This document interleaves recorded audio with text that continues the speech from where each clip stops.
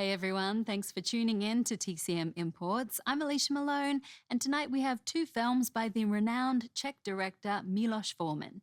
Soon we'll watch Loves of a Blonde from 1965, but first, from 1967, it's The Firemen's Ball.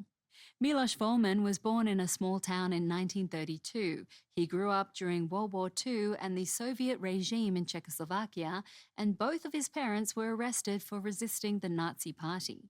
All of this would make its way into his work, and in the early 1960s, Forman began directing, with his solo debut being the short film Audition in 1964. The Firemen's Ball was Forman's third feature as a director, and by the mid-1960s, he had established his reputation as a filmmaker, so much so that Italian producer Carlo Ponti came on board, giving Forman his biggest budget to date and the chance to work in colour for the first time.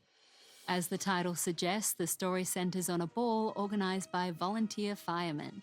Their aim is to celebrate one of their former presidents and put on some fun festivities for their small village. But everything that can go wrong does. It's hilarious, but also a sharp political satire, presumed to be taking aim at the communist Czech government of the time. This idea came from a writing trip Forman and his two co-writers took to a small mountain town. One Saturday night, they decided to go to a celebration organised by the local volunteer fire brigade. They loved what they saw. These firemen, mostly working in factories, just wanted to have a good time. They had a raffle, danced with their wives, and held a beauty contest for their daughters. The next day, the three writers could not stop talking about everything they'd seen. By Monday, they were developing the idea, and on Tuesday, they began to write the script. Let's watch from 1967. This is The Firemen's Ball.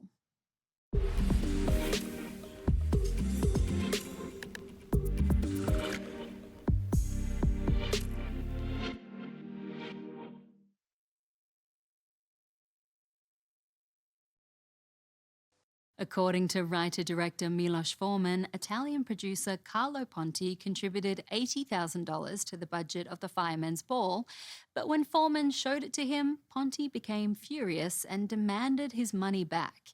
He didn't like the movie and initially tried to claim a breach of contract because the final cut was 73 minutes rather than the agreed-upon 75 minutes.